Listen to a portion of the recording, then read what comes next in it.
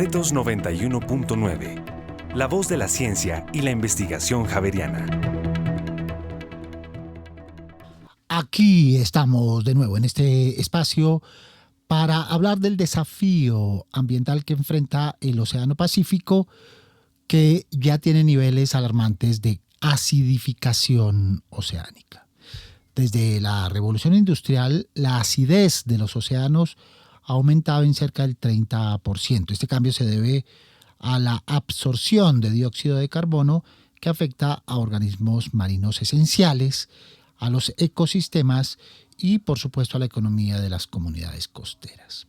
En nuestro país, una investigación de la Universidad Javeriana realizada en el Parque Nacional Natural Gorgona ha revelado que las aguas del Océano Pacífico colombiano han alcanzado un nivel de acidez que se esperaba que se tuviera en el año 2100, es decir, dentro de 75 años, pero ya lo tenemos mucho antes de lo previsto.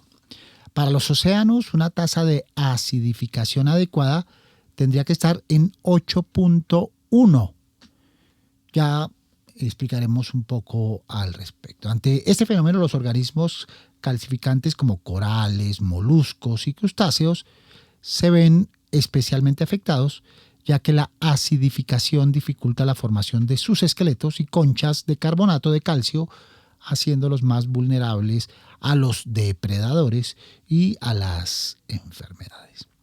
Además, el cambio en la química del agua modifica el comportamiento de algunos sentidos como el olfato y la vista de distintas especies, lo que puede alterar la cadena alimentaria y, en su conjunto, amenazar la biodiversidad del ecosistema pacífico colombiano. Muy bien, para analizar y profundizar en este tema, nos acompañan en este espacio Alejandro Preciado García, biólogo y magíster en Ciencias Biológicas de la Universidad Javeriana, ya casi doctor en Tecnología y Ciencia Oceánica en la Universidad de Zhejiang, en China, en cotutela con la Universidad de la Sorbona, en Francia.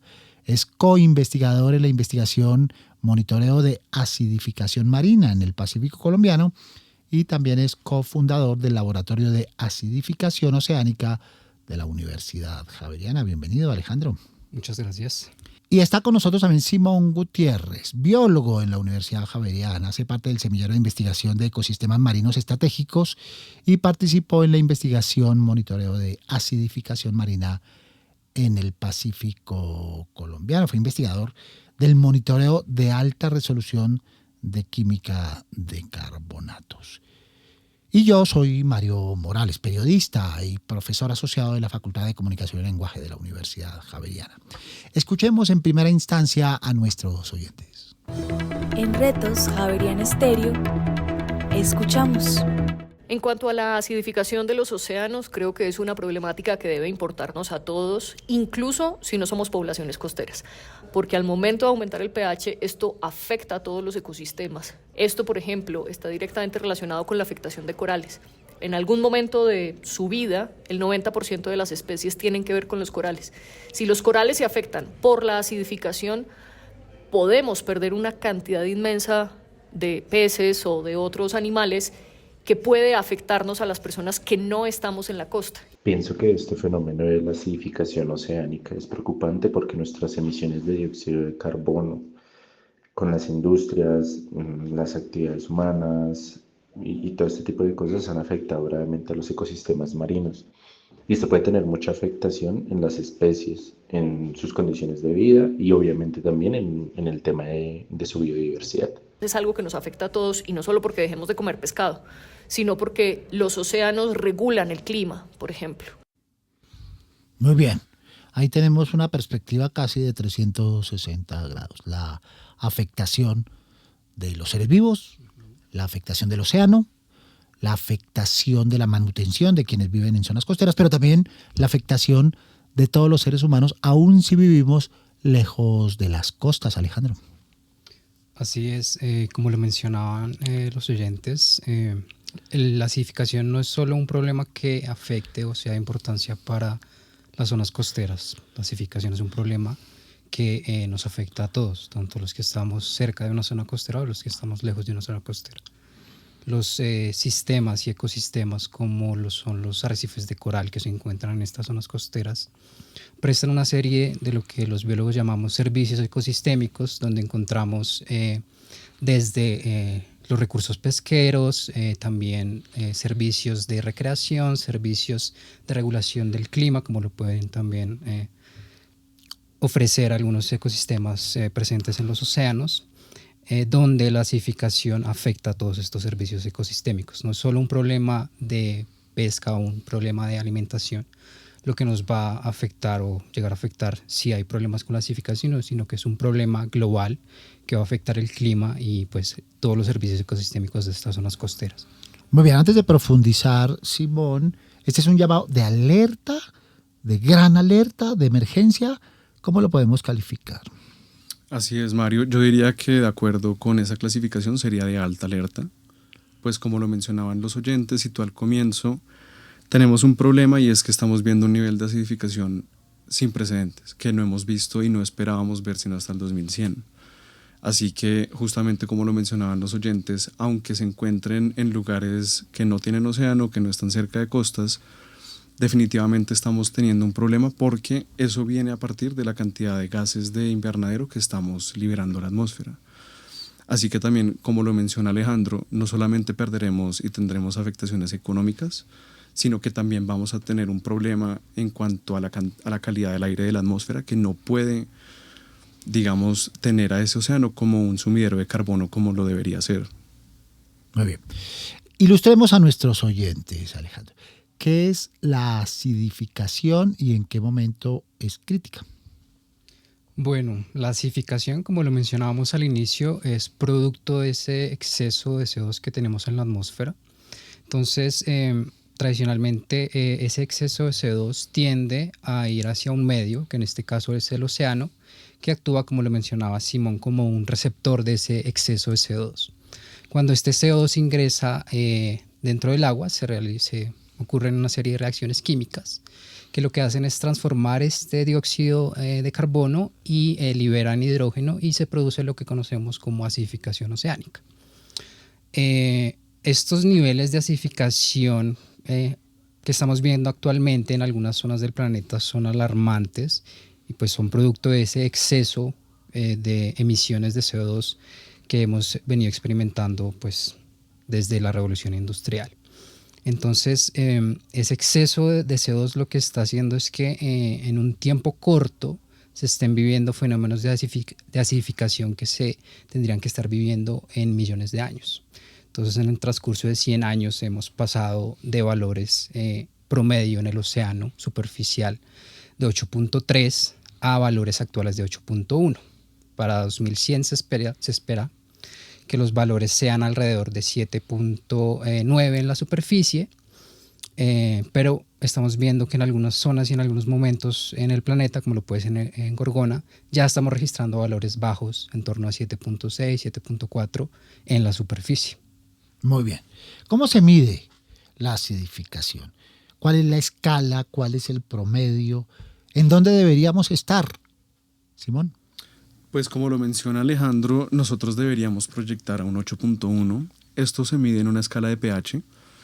Entonces, si alguna vez han escuchado, digamos, que algo está muy ácido o algo está muy básico, se refiere a esta misma escala de pH. Y este valor, digamos que sería un valor neutro o mediano, un poco más tirando a básico. Y el problema que tenemos actualmente es que al nosotros medir este pH, esta cantidad, como mencionaba Alejandro, lo que desprende esta reacción química es hidrógenos libres y digamos que nosotros estamos midiendo en el agua la cantidad de estos hidrógenos que están causando un bajonazo en pH. Así que en realidad deberíamos estar por encima de 8, 7.9 como mínimo, y el problema es que estamos viendo unos niveles que no se deberían ver sino hasta décadas o cientos de años. Muy bien. Toca a todo el Océano Pacífico. ¿Por qué la preocupación en el Océano Pacífico colombiano? ¿Allí la medición es más preocupante o es común a otros países o a otros países del área? Bueno, nosotros en general el océano global tiene mucha variabilidad. Entonces hay valores de pH más altos, más bajos. En el Pacífico colombiano no teníamos certeza de cuáles eran esos valores. Por eso, en conjunto con la Universidad Javeriana, diversas universidades a través del mundo, planteamos un proyecto de monitoreo para evidenciar cuáles eran los valores actuales del Pacífico colombiano. Entonces, el Pacífico lo abordamos porque no habían datos, entonces queríamos ver cuál era el valor real que estábamos registrando en este momento en el Pacífico. Digamos que el Pacífico, a diferencia de lo que es el Atlántico, tiende a ser un poco más ácido por ser un océano más antiguo. Sin embargo, hay zonas del planeta donde podemos encontrar valores parecidos a lo que nosotros encontramos en el Pacífico.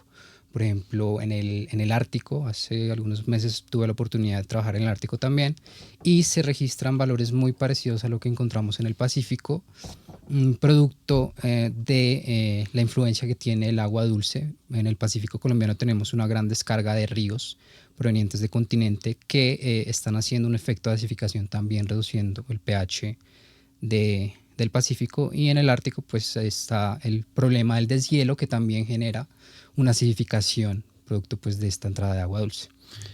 Muy bien. Pacífico colombiano. Solemos casi que de manera abstraccionista, poder decirlo de alguna manera, echarle la culpa de todo al cambio climático. Y por supuesto que el cambio climático es responsable, pero el cambio climático no se da solo, sino se da por responsabilidad de la actividad humana. ¿Mediante qué actividades o qué causas el cambio climático está contribuyendo a esta acidificación? Como lo mencionamos brevemente ahorita, nosotros tenemos el problema de todos los gases de invernadero. Uno. Entonces, esto viene de una gran variedad de consecuencias. Entonces, viene como consecuencia de la industria agropecuaria, de la ¿Por qué? industria ¿Por qué de la industria manufactura, porque tenemos toda esta cantidad de gases que produce, por ejemplo, el ganado, que produce también el transporte del ganado con los mismos carros. Sin importar en qué zona estén, todos llegan allá. Sin importar en qué zona estemos, realmente uno como humano es prácticamente imposible no contribuir a esto, porque literalmente en nuestra respiración pues estamos botando dióxido de carbono. Muy bien. Industria agropecuaria, ganado, ¿qué más? Simplemente con un crecimiento desmesurado de nuestra raza humana, por ejemplo, también estamos teniendo entonces que soportar sistemas industriales de grandes producciones de hidrocarburos, de explotaciones que nos traen realmente la mayor cantidad de CO2 por sus procesos asociados. Vertido de desechos humanos. Vertido de desechos humanos, el desecho del ganado, todos los desechos también terminamos viendo un aporte importante de gases. Residuos de fertilizantes. Así es, eso también es un problema muy grande en la industria agropecuaria. Vemos un uso desmesurado de fertilizantes y demás, que todo termina yendo directamente al agua. Claro, a través de los ríos, como mencionabas tú, agroquímicos, Así es. ¿no? Que contaminan el medio ambiente en el lugar, pero que también dificultan la calcificación de los organismos marinos. ¿En qué consiste esta dificultad? Por favor, Alejandro. Básicamente, los organismos marinos se encuentran en un medio en el cual pues llevan a cabo sus procesos de calcificación. Ese medio está influenciado por diversas variables, donde tenemos necesitan una temperatura adecuada, necesitan una salinidad adecuada, un pH adecuado, y adicionalmente necesitan una sustancia, en este caso llamada omega aragonita, omega calcita, que debe estar disponible en el medio para que se lleven a cabo estos procesos de calcificación. ¿En qué especies, por ejemplo? En todos los organismos que producen esqueleto, entonces tenemos desde las estrellas de mar, los corales, los peces, las tortugas. Todo lo que tenga esqueleto hace uso de este omega aragonita para los procesos de calcificación. Esqueletos y conchas también, ¿no? Esqueletos y conchas. Caracoles, moluscos en general. Muy bien. Y de paso, afectan el sostenimiento de las comunidades costeras, porque pues se disminuye la población, porque esta población se queda sin defensas. El esqueleto es también defensa, ¿no? Así es. Pues el problema general que tenemos ahí, tú lo mencionaste al comienzo muy, muy adecuadamente, y es que tenemos todos estos organismos calcificantes que no solamente entonces van a ser más vulnerables, sino que vamos a ver una reducción en sus poblaciones. Esto nos lleva a consecuencias muy graves porque, digamos, puntualmente para nosotros en Colombia, en el Pacífico, tenemos la piangua, que es una ostra que se come mucho, la economía de allá se mueve mucho con base a esto, tanto el arte, el alimento que viene a partir de estas conchas. Entonces, cuando tú empiezas a vulnerar estas especies y empiezas a ver cambios en la cantidad de ellas disponibles, empezamos a tener problemas ya alimenticios, económicos, de pérdida de identidad cultural. Así que tienes un efecto muy amplio con todas estas especies que mencionaste. Son caracoles, ostras, algunos tipos de zooplancton, crustáceos y un efecto medible que podemos ver, como lo mencionaste, es, digamos, la disminución en el grosor de estas conchas. Se vuelven más vulnerables, ¿no? Es como si tuvieras huesos más débiles. Claro. Y las especies predadoras pues hacen que se pongan en riesgo. Ese es uno de los factores. Pero el otro, Alejandro, para que por favor nos ilustres, es el cambio en la química del agua que modifica el comportamiento de algunos sentidos de esas especies, particularmente el olfato y la vista.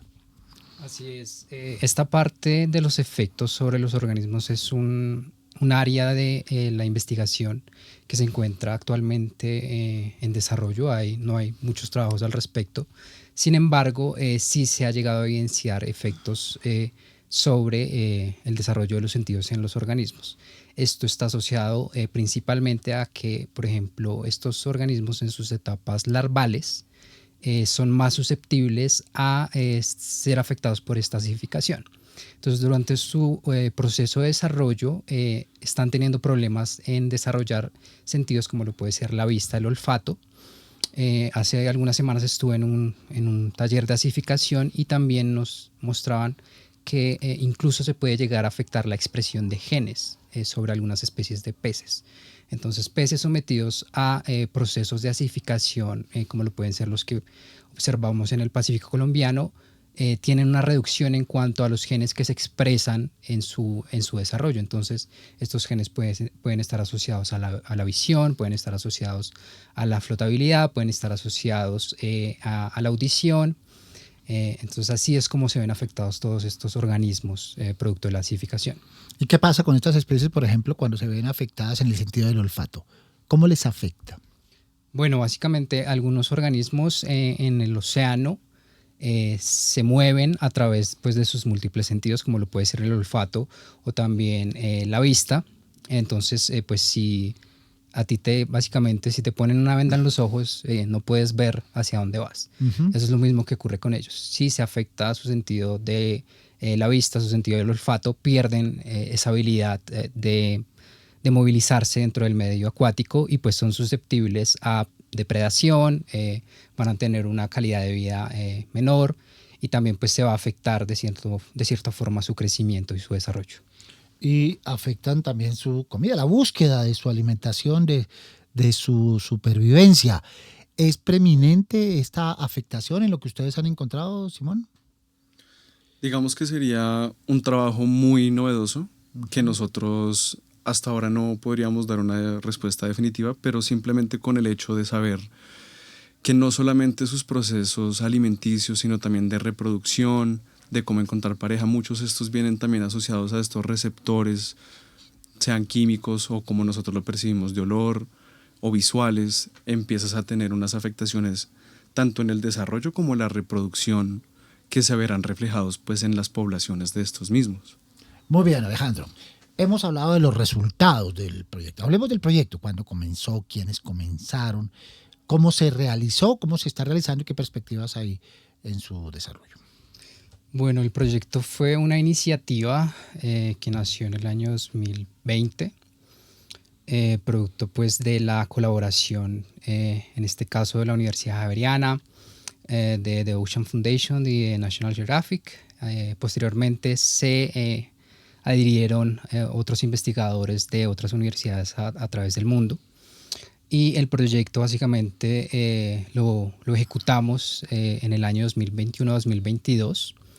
Estuvimos haciendo un monitoreo durante 13 meses en la zona del Parque Nacional Natural Gorgona. Entonces, pues cada mes íbamos junto con estudiantes de pregrado a realizar el monitoreo, que consistía pues en la toma de la muestra para posteriormente realizar los análisis aquí en el laboratorio de la Universidad Javeriana. Actualmente el estado del proyecto ya lo estamos cerrando. Estamos pues generando las publicaciones asociadas a los resultados que obtuvimos. Entonces tenemos la publicación de Simón, que ya está próxima a ser sometida y publicada pues al mundo. Tenemos la investigación de otra de nuestras coinvestigadoras, que es Andrea, la cual también ya se encuentra pronto publicada. Entonces actualmente estamos como en esa última fase de mostrarle al mundo nuestros resultados y explicarle al mundo qué es lo que obtuvimos, para poder así llenar ese vacío de información que les comentaba que hay en el Pacífico colombiano. Y pues adicionalmente pues la idea es poder llegar a futuro, tener unos monitoreos pues más constantes en esta zona del Pacífico colombiano. Realmente este tipo de monitoreos debería ser de largo plazo. No es suficiente con tener un monitoreo de 1 año, sino que al menos deberíamos tener 10 años de monitoreo continuo para dar un reporte de lo que está pasando y lo que va a pasar a futuro en esta zona del Pacífico. ¿Cómo fue tu experiencia, Simón, en este proyecto? ¿Cómo te vinculaste? ¿Cuál fue tu misión? ¿Cuál fue tu labor? ¿Y cuáles son tus principales hallazgos? Bueno, en lo personal, yo empecé en el 2020, también eso fue como 2020, 2021, comienzos de 2021, que estábamos en pandemia. Entonces, en lo personal, nació para mí pues de un sentimiento como de que estábamos todo virtual, todo desde la casa. Yo sentía pues que estaba perdiendo experiencia de laboratorio, experiencia de campo. Así que digamos que todo se dio muy bien, porque yo en una clase que vi conocí al director del proyecto, el doctor Alberto Acosta, y él me dijo: mira, el trabajo que hiciste para esta clase está muy interesante, tenemos un proyecto que trata justamente de esto, escríbeme en 6 meses. Y entonces se alargó la pandemia, se seguía alargando, y digamos que en lo personal yo estaba sintiendo que me faltaba algo de formación profesional en cuanto a realmente investigar y querer generar información, que es en últimas lo que, digamos, uno como biólogo siempre aspira. Así que ocurrió otra vez la alargación de la pandemia, y en el 2021 le escribí, le dije: hola, si está en pie este proyecto, me interesaría mucho. Porque entonces llega y me contesta, me dice: empezamos mañana. Y yo, ok. Y digamos que ahí yo ya tomé la decisión consciente y dije: pues voy a aplazar semestre y me voy a dedicar, digamos, ahí empecé todos los días a ir al laboratorio. Esto fue, digamos, en los días iniciales del proyecto, en los cuales era venir y con Alejandro montar los equipos, empezar a cuadrar todo. Fue muy bonito porque fue, digamos, montar un laboratorio desde cero, ya con la rigurosidad profesional que requiere un proyecto de esta clase. Y nuestras experiencias fueron, como lo mencionó Alejandro, ir a muestrear, traer las muestras, luego analizarlas acá. Entonces eso era un corre-corre constante de ir a campo, traer cientos de muestras, analizarlas todas a tiempo y luego volver y repetir eso mes y mes y mes y mes, hasta pues terminar un año entero de muestreo, que fue ya donde estamos ahorita. ¿Qué hace? ¿Qué labores cumple un coinvestigador de monitoreo de alta resolución de química de carbonatos? Es una buena pregunta, porque en últimas terminamos haciendo de todo. Entonces, como coinvestigador, pues uno tiene que en realidad encargarse desde lo más básico, que es el empacar el equipo, asegurarse que tengas todos los reactivos que necesitas para utilizarlo y demás, hasta pues ya lo más específico, que sería traer las muestras, correr el análisis, sacar los valores, hacer un análisis estadístico. Entonces va desde un análisis de datos hasta ser técnico, hasta pues estar en el campo en una lancha tratando de coger las muestras y anotando. Entonces viene siendo una experiencia muy única, porque incluye todo tipo de labores realmente. Muy bien, tú mencionabas, Alejandro, que al proyecto llegaron instancias, entidades. Mencionaste entre otras la National Geographic. Así es. ¿Y qué funciones, qué roles, qué papeles cumplieron, y no sé si seguirán cumpliendo, estas entidades en relación con el proyecto? Como le mencioné, muchas entidades se vincularon. En este caso, National Geographic y The Ocean Foundation fueron, de cierta parte, financiadores del proyecto. Tuvimos también la participación de investigadores de la Universidad del Valle, de la Universidad Nacional también, del INVEMAR, de universidades afuera, de la Universidad de la Sorbona, universidades en México, en Estados Unidos. ¿Cuántas personas? En total, en investigadores, yo diría que alrededor de 20 personas. O sea, nuestro equipo en Colombia estaba conformado por alrededor de 6 personas y el resto co-investigadores afuera, pues que nos daban asesoría acerca de esto, porque este tipo de proyectos no se había realizado en esta zona del Pacífico colombiano. Entonces habían muchas preguntas desde cómo instalar los equipos, cómo hacer el monitoreo para obtener los resultados adecuados. Entonces participó mucha gente, muchos investigadores, tanto nacionales como internacionales, y pues producto de eso ellos pues actualmente se encuentran vinculados en la parte de la publicación de los resultados, y también derivado de esto pues han salido muchas oportunidades para seguir pues realizando este tipo de proyectos. Tenemos una compañera que ahorita está haciendo su doctorado en Japón, yo estoy haciendo mi doctorado en China. Entonces se han abierto muchas puertas para seguir investigando y para que investigadores colombianos sigan trabajando no solo en Colombia, sino en el mundo. Bueno, aparte de papers, de documentos, de publicaciones, ¿qué otros productos se elaboran o esperamos elaborar en relación con ese proyecto? Nosotros hemos generado 2 documentales que se encuentran en YouTube. También hemos... ¿Cómo se llaman? Tenemos uno que se llama Acidificación marina, la pérdida del recurso pesquero, que está muy asociado, libre acceso. Está de libre acceso, está muy asociado con lo que comentábamos ahorita de la alimentación. Entonces, cómo afecta la acidificación a las poblaciones costeras. Ese lo realizaron investigadores javerianos. ¿Con quién? Nosotros, junto con un profesor aquí de la Facultad de Comunicación, hicimos 2 documentales con ellos. Uno fue ese.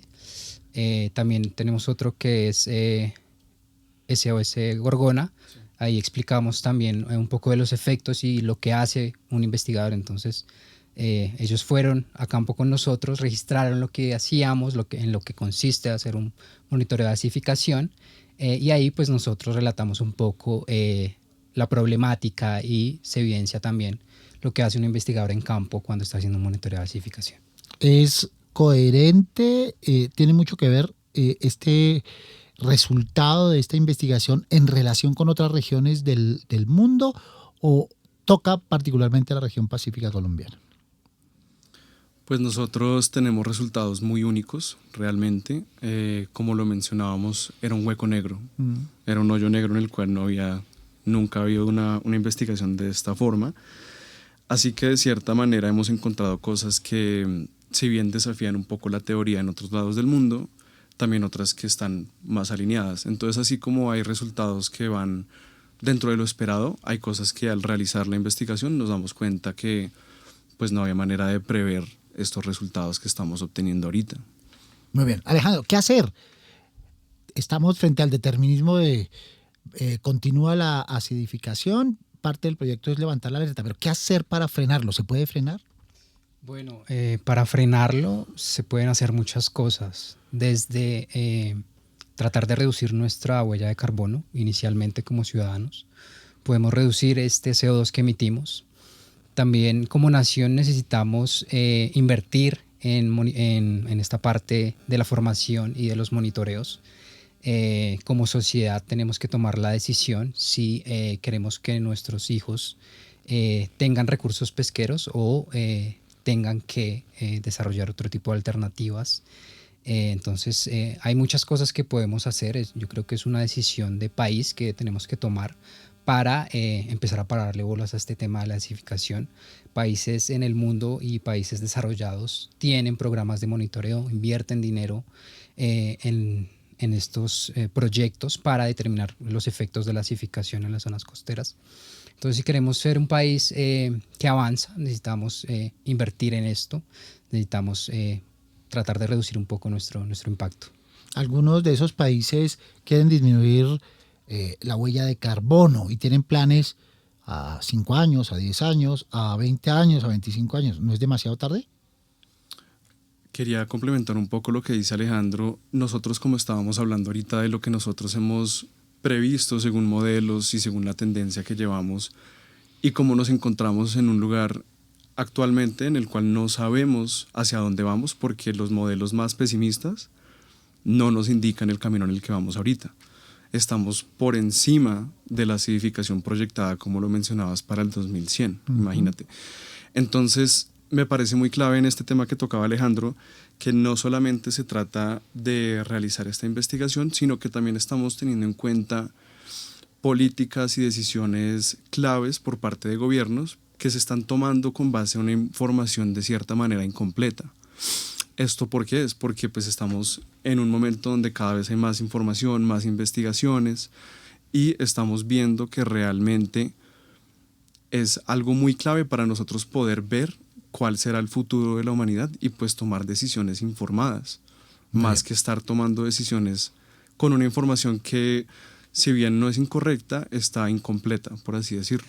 Muy bien, entonces unas decisiones de política pública de gobiernos. Otras decisiones, tú decías, Alejandro, personales, particulares, como la de moderar o disminuir en la perspectiva la reducción de emisiones y promover prácticas sostenibles. ¿Como cuáles, por ejemplo? Con acciones tan pequeñas como lo puede ser, por ejemplo, la compra de un determinado tipo de artículos que tienen una huella reducida de carbono, también con la alimentación que tenemos, el tipo de transporte que usamos día a día. Todo este pequeño cúmulo de acciones son los que realmente impactan esta liberación de CO2. Como lo vimos en la pandemia, cuando el mundo se detuvo, hubo una gran reducción de CO2. Cuando estuvimos en la casa encerrados y todo estaba detenido, el planeta se recuperó de cierto modo en algunas áreas. Los organismos salieron de los bosques y también hubo una recuperación de los océanos. Entonces, esto es un claro ejemplo de que si nos detenemos un poco, si tenemos un consumo consciente, podemos llegar a hacer un cambio, porque realmente los cambios los realizamos las personas de a pie, el público en general es realmente el que hace el cambio en este caso. Muy bien, muchas gracias, Alejandro Preciado García, por estar con nosotros. Muchas gracias por la invitación. Muy bien, Alejandro Preciado es co-investigador en el monitoreo de acidificación marina en el Pacífico colombiano y cofundador del Laboratorio de Acidificación Oceánica de la Javeriana. ¿Qué otras tareas propones en esta perspectiva de mitigar el impacto de la acidificación? Diría que una gran parte es lo que estamos haciendo justamente acá, y es concientizar a la gente de que esto es un problema. También es cierto lo que mencionamos acerca de tener una información más completa, de poder saber exactamente en qué camino vamos, porque si bien las personas diariamente pueden realizar muchos cambios, digamos que esto es un esfuerzo comunal que debe tener, digamos, soportes de políticas, de decisiones claves, las cuales nos van a llevar, digamos, a encaminarnos en el lugar correcto y no seguir, digamos, en un incremento desmesurado, que es lo que vemos ahorita por pues un crecimiento logarítmico de la raza humana, de la industria. Estamos teniendo que ser un poco más conscientes del problema para empezar a pensar en soluciones y pasos a seguir. Gracias, Simón. Gracias. Simón Gutiérrez, biólogo de la Universidad Javeriana y participante en la investigación monitoreo de acidificación marina en el Pacífico colombiano. Gracias también a nuestra audiencia por acompañarnos y participar en este espacio en el que expertos y académicos estamos para servirle al país. Gracias también a las personas que hacen posible este programa. En la ingeniería de sonido, Angie Manrique. En la producción audiovisual, Jerónimo Beccaria. En la producción periodística, Sofía Vargas y Alejandra Caballero. Recuerden que cada semana y en este mismo horario los esperamos para tratar temas de coyuntura de interés nacional. Soy Mario Morales, periodista y profesor de la Facultad de Comunicación y Lenguaje de la Universidad Javeriana. En 8 días acá nos escuchamos, Dios mediante. Hasta entonces.